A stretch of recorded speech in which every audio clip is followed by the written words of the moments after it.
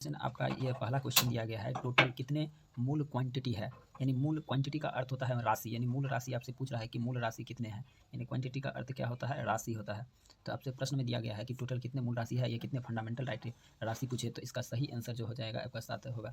उसके बाद क्वेश्चन दिया गया है कि एक पार्सेक कितने लाइट ईयर के बराबर होता है। यानी आपसे प्रश्न पूछ रहा है कि एक प्रकाश पार्सेक जो होता है वह कितने लाइट ईयर के बराबर होता है। तो ये जो होता है वह 3.2 लाइट ईयर के बराबर होता है। ऑप्शन नंबर बी जाएगा इसका सही आंसर। आपसे अगर ये पूछे कि 1 लाइट ईयर जो होता है, अगर पूछे कि 1 लाइट ईयर जो होता है ये कितने मीटर के बराबर होता है, तो इसका आंसर होगा 9.45 इंटू 10⁻15 मीटर के बराबर होता है।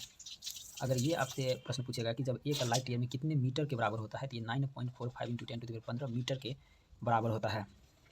और वहीं पे अगर आपसे अगर एक एस्ट्रोनॉमिकल मील पूछेगा कि एक एस्ट्रोनॉमिकल खगोलीय दूरी जो होता है वह कितने मीटर के बराबर होता है, तो इसका सही आंसर आपका जो हो जाएगा, यानी आपसे अगर पूछता कि एक खगोलीय दूरी जो होता है, यानी एक खगोलीय दूरी जब पूछेगा कि एक खगोलीय दूरी बताइए कि एक खगोलीय दूरी जो होता है कितने मीटर के बराबर होता है, तो इसका आप जवाब क्या दीजिएगा कि 1 पॉइंट जो होता है 1.4 इंटू 10⁻11 मीटर के बराबर होता है।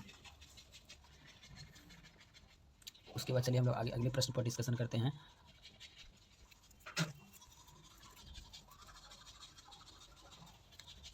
उसके बाद दिया है कि एक मील में कितने किलोमीटर के बराबर होता है, तो इसका सही जवाब आपका जो जाएगा, एक मील जो है वह लगभग में जो होता है 1.5 किलोमीटर होता है। यानी आपका इसका सही आंसर जो जाएगा बी ऑप्शन जाएगा।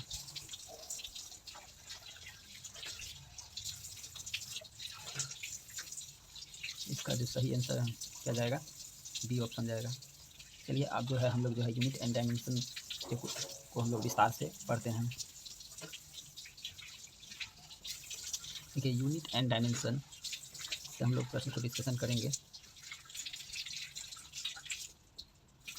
तो हमारा टॉपिक है unit and dimension. Unit and dimension तो प्रारंभिक काल में जो होता है 3 सिस्टम इसके लिए जो है, यानी यूनिट एंड डायमेंशन जो होता है या एक मापने का पद्धति होता है, यानी जो होता है जिसे हम लोग नापना कहते हैं या इसको हम लोग मापना कहते हैं। तो यह एक नापने और फिर एक विधि है, यूनिट एंड डायमेंशन नापने की एक विधि है, जिसमें से प्रारंभिक काल में 3 सिस्टम आया था। जिसमें से आपको पता होगा कि पहला जो सिस्टम आया था जिसे हम लोग FPS सिस्टम कहते हैं, दूसरा जो आया था आपका CGS सिस्टम आया था, और तीसरा जो आया था आपको MKS सिस्टम आया था। तो FPS सिस्टम जो अगर हम बात करते हैं, तो FPS सिस्टम में जो हो गया लंबाई का मात्रक जो होता था, यानी लंबाई का जो मात्रक हुआ था आपका फुट में मापा जाता था। और मास को अगर बात करते हैं तो मास को जो है आपको पाउंड में मापा जाता था, और टाइम को जो है सेकंड में मापा जाता था। इसी प्रकार जो है CGS सिस्टम जो आया था, तो CGS सिस्टम में जो है लंबाई को मापने लगा सेंटीमीटर में, उसके बाद मास को जो है ग्राम में मापा, और टाइम को सेकंड में मापा था।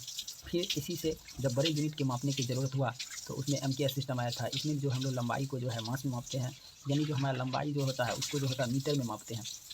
लंबाई को हम लोग मीटर में मापते हैं और मास को जो है किलोग्राम में मापते हैं, और टाइम को सेकंड में।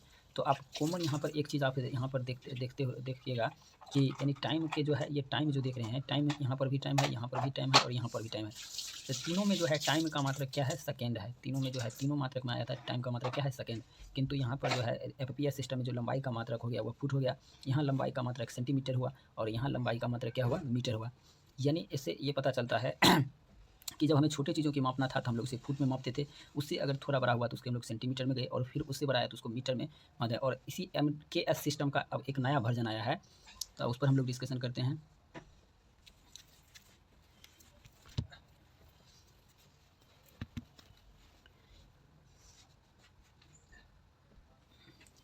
यानी MKS सिस्टम, जो MKS सिस्टम है इसी का अपडेटेड वर्जन जो है, अपडेटेड जिसे हम लोग वर्जन कहते हैं, जिस प्रकार मोबाइल में एक वर्जन आता है उसी प्रकार इसमें अपडेटेड किया गया 1971 में, यह अपडेटेड किया गया, और जिसका नाम है SI सिस्टम जिसे हम लोग कहते हैं। तो इस SI सिस्टम में हम लोग जो है 7 फंडामेंटल क्वांटिटी के बारे में स्टडी करते हैं। यानी दुनिया का अगर कोई भी चीज़ है तो इन्हीं 7 फंडामेंटल क्वांटिटी के अंतर्गत आता है। तो चलिए हम लोग इन 7 फंडामेंटल क्वांटिटी के बारे में डिस्कशन करते हैं। क्या है 7 फंडामेंटल क्वांटिटी।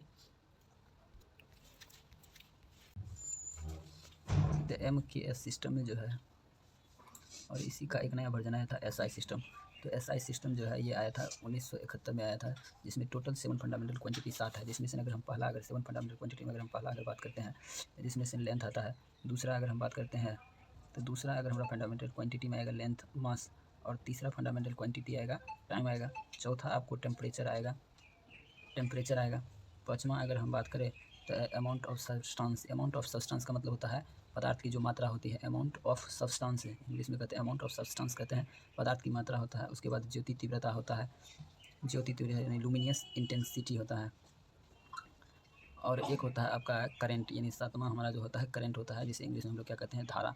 तो ये आप लोग याद रखिएगा कि 7 फंडामेंटल क्वांटिटी में जो है आपको पहला जो है लेंथ आएगा, दूसरा मास, इन लेंथ का मतलब हो गया लंबाई, मास का हो गया द्रव्यमान, और टाइम हो गया सेकंड, और टेम्परेचर का मतलब हो गया तापमान हो गया, तापमान कहते हैं। उसके बाद अमाउंट ऑफ सब्सटेंस पदार्थ की मात्रा कहते हैं, लुमिनियस इंटेंसिटी जो तीव्रता कहते हैं, और करंट मतलब धारा। यही जो है 7 फंडामेंटल यूनिट है।